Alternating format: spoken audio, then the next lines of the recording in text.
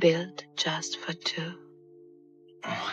Wait a minute, Laura. Picture this. A movie so crazy that even the Queen of England couldn't stop quoting it. A film where the main actor disappeared before it was finished, where legendary directors ran away screaming, and where everything that could go wrong did go wrong. Yet somehow, it became one of the most beloved cult classics of all time. Welcome to the wild, unbelievable world of Flash Gordon from 1980. Today, we're diving into 20 shocking facts that will completely change how you see this crazy space adventure. Trust me, by the end of this video, you'll understand why this movie is so much more than just a guy in tights fighting a space emperor. Let's blast off into the madness. Our first fact is about the man who played Flash Gordon himself, Sam Jones. Now, if you looked at Sam Jones, you'd think he was perfect for the role. He was tall, handsome, had that classic hero jawline, and he was even a former Marine. The producers took one look at him and said, "That's our Flash Gordon." But here's where things get really weird. During filming, Sam Jones and the producer, a guy named Dino De Laurentiis, started having some serious problems. They couldn't agree on anything. They argued about how scenes should be done. They had language barrier issues. And the long days of shooting were wearing everyone down. Then something happened during a break in filming that nobody talks about much. Sam Jones got into some kind of fight away from the movie set and ended up in a hospital with injuries. When he came back to finish the movie, something had changed. He was different, and his relationship with the producer was completely broken. Here's the crazy part. Sam Jones refused to come back to do what's called ADR work. That's when actors record their dialogue again in the studio to make it sound better. He also skipped all the promotional events for the movie. He basically just walked away from the whole thing. So what did the movie studio do? They hired a completely different actor to re-record almost every single line that Flash Gordon says in the movie. That means when you watch Flash Gordon, you're looking at Sam Jones, but you're hearing someone else's voice.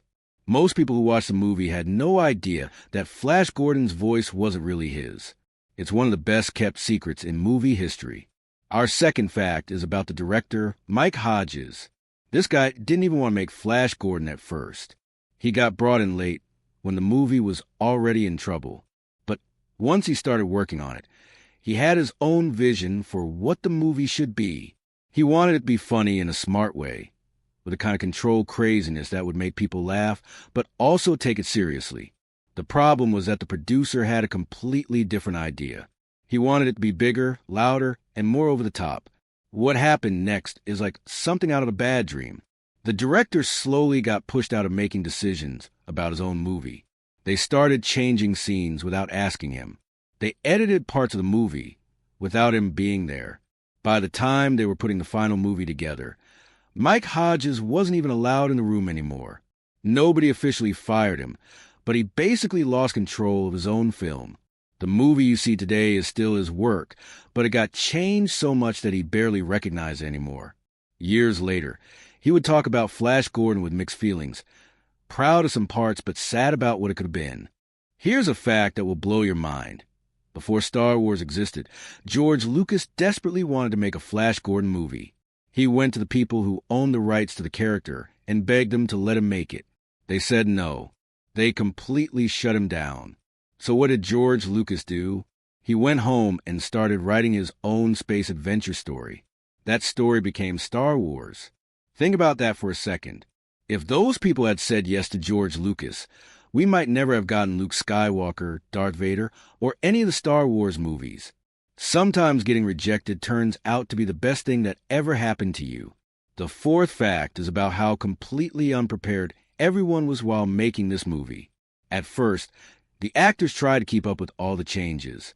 New scenes were being written, scripts were being rewritten constantly, and sometimes new pages would show up on the set just minutes before they had to film them. The actors had no time to practice their lines or figure out what was happening in the story. Eventually, they just gave up trying to follow the script. They started making things up as they went along, improvising their dialogue, and just hoping it would work out. Some of the actors later admitted they had no idea what the movie was even about while they were making it. But here's the strange thing. All that chaos and confusion actually made the movie better and more fun to watch. One of the most famous scenes in Flash Gordon is when our hero grabs a football and turns what was supposed to be his execution into a crazy game. But here's the secret. Nobody planned that scene. There was no choreography, no stunt coordination, no careful planning at all. The director just told all the actors to go wild and see what happened. They started throwing fruit at each other, tossing guards around, and basically turned the whole thing into organized chaos. Even Brian Blessed, who played Prince Vultan, started shouting out football plays in the middle of the scene like he was a real coach. What could have been a complete disaster somehow became one of the most memorable and fun parts of the entire movie. Speaking of Brian Blessed, our sixth fact is all about this amazing actor who played the Flying Prince with a big voice. Brian Blessed didn't just act in his scenes. He became his character completely. During the battle scenes, he kept making his own sound effects with his mouth. Every time there was a laser blast or an explosion, he'd go pew pew or boom, like a little kid playing with toy guns. The sound engineers begged him to stop because it was making their job impossible. But he wouldn't quit. Take after take, he'd deliver his lines and then follow them up with his own sound effects. They had to redo entire scenes just to get clean audio without his mouth-made explosions. But you know what? That energy and childlike enthusiasm is exactly what made his performance so unforgettable. Our seventh fact involves one of the most respected actors in movie history, Max von Sydow, who played the evil Emperor Ming. This man had starred in serious, artistic films like The Seventh Seal and The Exorcist. He was known for playing deep, thoughtful characters in movies that made you think. So when news came out that he was going to play a cartoon villain in a space adventure movie, people in Hollywood were shocked. The role was everything his previous work wasn't. Silly, theatrical, and completely over the top. At first, Max von Sydow was worried that playing Ming the Merciless might ruin his serious reputation as an actor. He took the job partly for the challenge, but during filming, he had serious doubts. He reportedly hated wearing the elaborate costume, found the whole tone of the movie strange, and sometimes wondered if the entire production was turning into a joke. But something magical happened when the movie came out. Fans absolutely loved his performance. Critics said he was the best part of the whole film. Over the years, his portrayal of Ming became one of his most iconic and beloved roles. Sometimes taking a risk pays off in ways you never expected. Before Sam Jones got the part, Flash Gordon almost looked completely different. The producers considered some big names for the role. Kurt Russell was offered the part, but turned it down because he thought the script was too silly. They thought about Dennis Hopper, but decided his interpretation was too weird even for this strange movie. And get this, they almost cast Arnold Schwarzenegger as Flash Gordon, but they decided against it because nobody could understand what he was saying through his thick Austrian accent. In the end, producer Dino De Laurentiis chose Sam Jones partly because he saw him on a TV dating show. Sometimes the most random decisions lead to the most interesting results. Here's a fact that shows just how ambitious this movie could have been. Before they settled on Mike Hodges as director, producer Dino De Laurentiis made some incredible phone calls.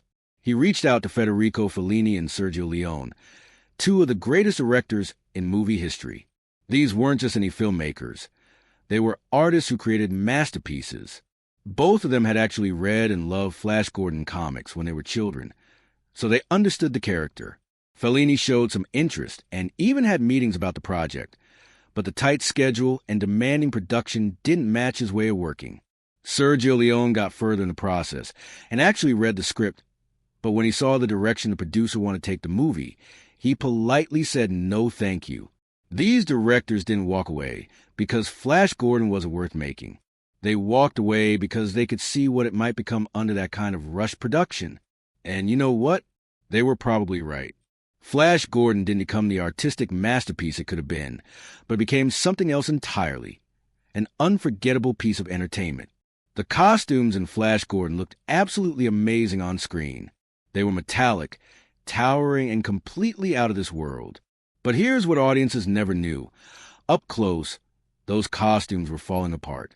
The armor cracked during scenes, wings tore off, belts broke open in the middle of takes, and helmets fell off actors' heads. But the cast and crew had one rule that kept everything going: never stop filming. If a zipper broke, they'd work it into the scene. If a helmet fell off, they'd pretend it was supposed to happen. Nobody yelled cut. Nobody stopped the cameras. What you see in the final movie is basically a miracle of creative editing and a whole lot of duct tape holding everything together. Brian Bless's commitment to his role as Prince Vultan went way beyond just memorizing lines. When they told him his character could fly, he insisted on actually doing the flying scenes himself. No stunt double, no shortcuts. They rigged him up on wires high above the studio floor, suspended in full costume with wings that weighed almost 40 pounds. The harness dug into his chest painfully, and during one of the early takes, something went terribly wrong. The rigging system failed, and he fell. There was no safety net, no crash mats, just a few crew members in pure luck that prevented what could have been a fatal accident. Brian Bless survived the fall, but it left everyone on the set shaken and scared. But here's the amazing part. He didn't blame anyone, and he didn't quit. He got back into that rigging system, adjusted his heavy wings, and kept on filming. All that wild energy and fearless enthusiasm you see on screen came with real risk, real weight, and real fear. What audiences saw was a man having the time of his life, but what they didn't see was the incredible courage it took to create that performance. Halfway through making the movie, disaster struck in the most unexpected way. A plumbing failure in the studio sent water pouring everywhere. Props got soaked, costumes were ruined, expensive equipment short-circuited and stopped working. Most productions would have shut down immediately to fix the damage and start over, but not Flash Gordon. Instead of stopping, they kept the cameras rolling. An entire scene with a flooded floor and ruined backdrop actually made into the final movie, and most audiences never even noticed because everything else was so crazy already.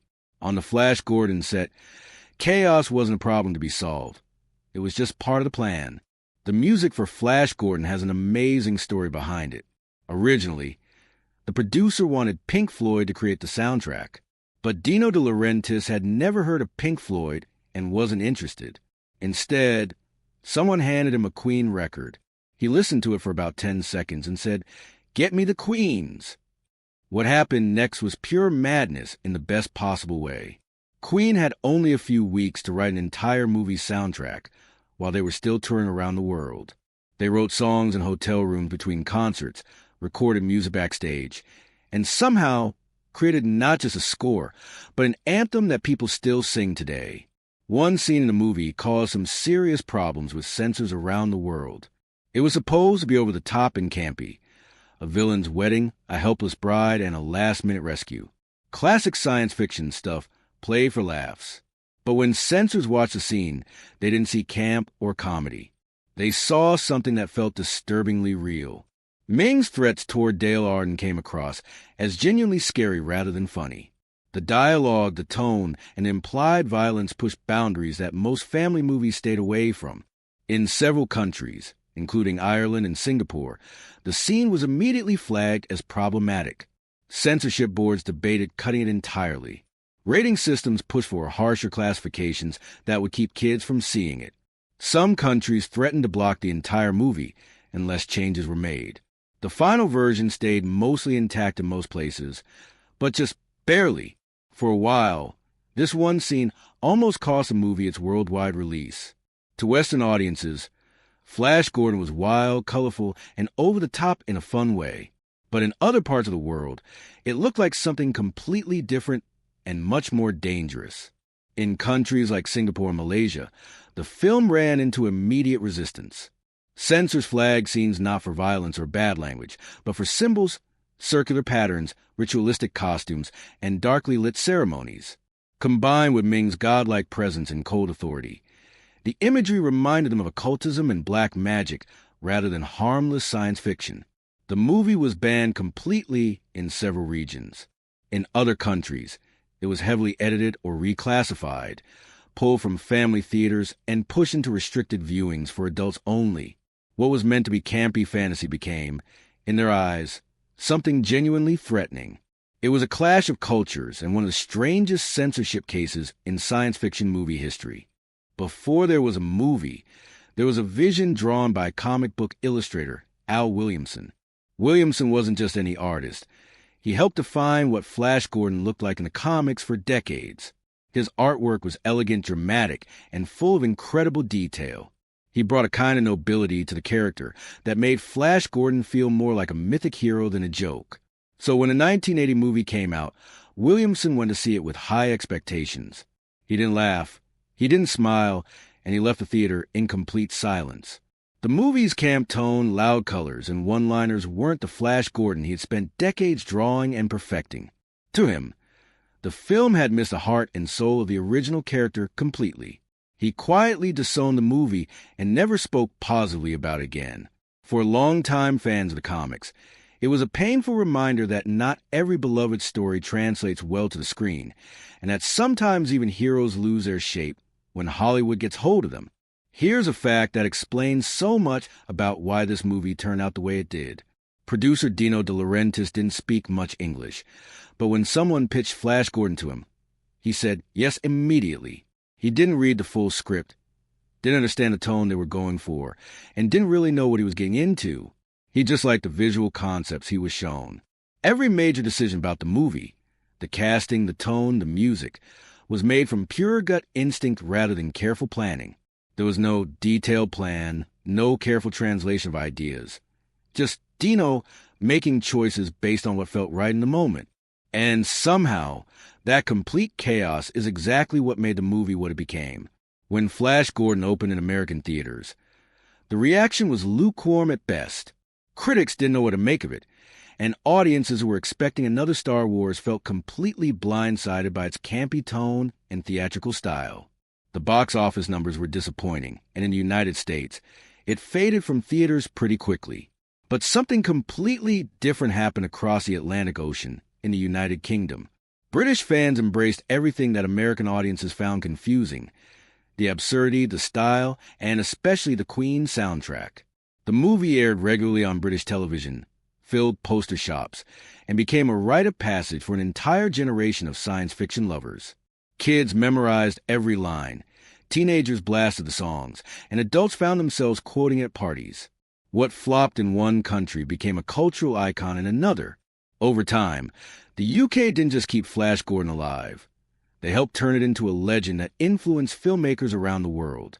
In a 2020 interview, Brian Bless revealed an incredible secret that sounds almost too good to be true. He claimed that Queen Elizabeth herself once told him she loved Flash Gordon, not just that she had watched it, but that she genuinely enjoyed it, especially his famous line, "Gordon's alive." According to Bless, she told him she would rewatch the movie with her grandchildren during holiday gatherings. There were no cameras present, no official confirmation, just a quiet royal memory passed along years later. It sounds completely unbelievable, but with a movie this strange and wonderful, nothing feels too far-fetched to be true. Not every film gets embraced during its original release, but some grow over the years into something much bigger than anyone expected. Flash Gordon wasn't a critical favorite when it came out, but to a new wave of filmmakers who grew up watching it, it was lightning in a bottle.